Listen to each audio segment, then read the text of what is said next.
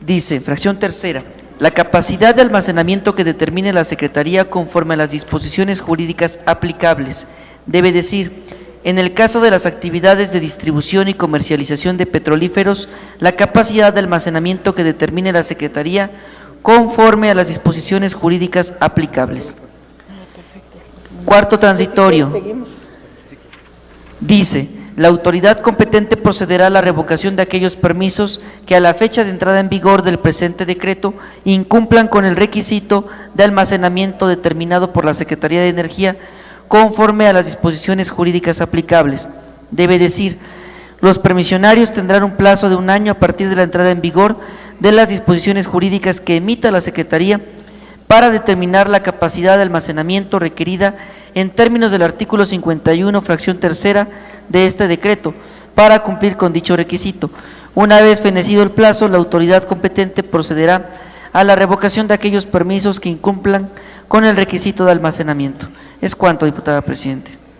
Muchas gracias, diputado secretario. Adelante, por favor, diputado Herrera Rojas. Gracias, diputada presidenta. Compañeras y compañeros diputados, haciendo un llamado a la cordura y a ese gran amor por México y por el pueblo que dicen ustedes tener, voy a convocar a las diputadas y a los diputados de la mayoría que reflexionen lo que voy a plantear en estas reservas y que voten en consecuencia por discutirlas y después aprobarlas para incorporarlas al dictamen. Y hago este llamado porque, como bien lo saben, en mi distrito con cabecera en Salamanca, Guanajuato, los empleos que genera el sector hidrocarburos son una forma de vida de miles de personas y lo que más deseamos es que ese sector florezca y continúe siendo un motor de desarrollo. Por ello, advertimos que este dictamen representa un severo riesgo de que las inversiones en el sector hidrocarburos se desplomen en los próximos años y con eso se esfumen cientos de miles de empleos, no solamente en Salamanca, en Juventino Rosas o en Villagrán, sino en todo el país. Porque esta reforma va a afectar a la estación gasolinera en la frontera sur de México, hasta los grandes consorcios que importan gasolinas de Texas. Esta propuesta va a afectar a todos y al hacerlo, los más golpeados van a ser todas las trabajadoras y trabajadores que dependen de estas empresas.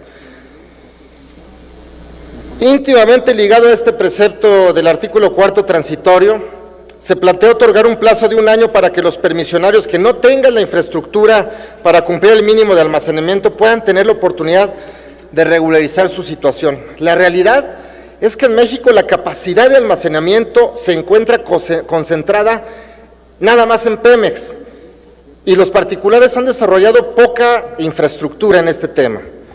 Por eso, con datos de COFECE, en 2020, Pemex suministraba el 86.8% del mercado nacional de gasolinas y el 72% de diésel, lo que genera una evidente falta de competencia en la venta en mayoría de gasolina y diésel. Por otro lado, datos de la CENER permiten conocer que en 2018 solamente 11% de la capacidad de almacenamiento estaba en manos de particulares. El escenario es claro, pero además, esta concentración de infraestructura en Pemex y la falta de ella en los permisionarios privados genera una falta de competencia que afecta al mercado de hidrocarburos y evita su crecimiento. Es por eso que con la aprobación de esta iniciativa se crearía una figura de suspensión de permisos que podría ser invocada de manera arbitraria por la autoridad competente, ya sea la CENER o la CRE, cuando se prevea un peligro inminente para la seguridad nacional, para la seguridad energética o para la economía nacional. Conceptos abstractos que no se definen en la ley y que dan un margen gigantesco de discrecionalidad a la autoridad.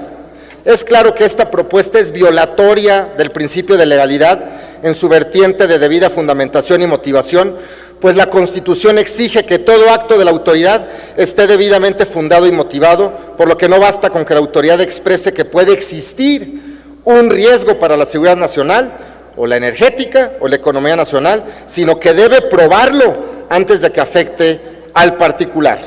Finalmente, un diputado que subió aquí decía que en Salamanca no había contaminación o que si no contaminaba cuando el PAN o cuando el PRI. Claro, pero se firmaron convenios de Proaire con la Federación y con el Estado y se generaba, por supuesto, un compromiso de Pemex y de CFE para no quemar combustóleo de la pésima calidad. Estos son los periódicos del 9 de abril en mi localidad. Seguimos respirando veneno en Salamanca por culpa de la responsable de Rocío Nale, la secretaria de Energía, y el incompetente de Octavio Romero, el director de Pemex.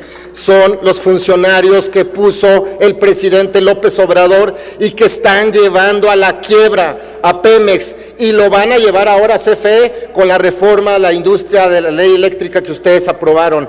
Estamos respirando veneno, nos están matando lentamente. Yo reto a ese diputado que decía que en Salamanca no había contaminación a que se vaya a dormir una semana o 2 semanas en Salamanca. No las aguanta.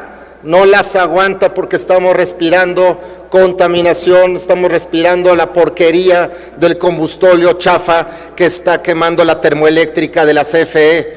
Y el otro diputado que no está acá, a mi izquierda, también, que decía que a nosotros, los de la oposición, nos pagaban las empresas, y que si Chevron, y que Texaco y Shell y no sé qué vino a decir. Yo lo reto también a que, si nos demuestra que hacia uno de nosotros, de los diputados de Acción Nacional, tenemos nexos con cualquiera de ellos, que él renuncie a volver a ser diputado federal, y si no, yo lo hago, porque nada más vienen aquí a descalificar, a hablar con mentiras, a decir una sarta de tonterías, tratar de engañar al pueblo, pero afortunadamente para los y las mexicanas ya se van. Esta mayoría que inflaron al inicio de la legislatura se va a desaparecer con el voto mayoritario de los mexicanos el próximo 6 de junio. ¿Es cuánto, diputada presidenta?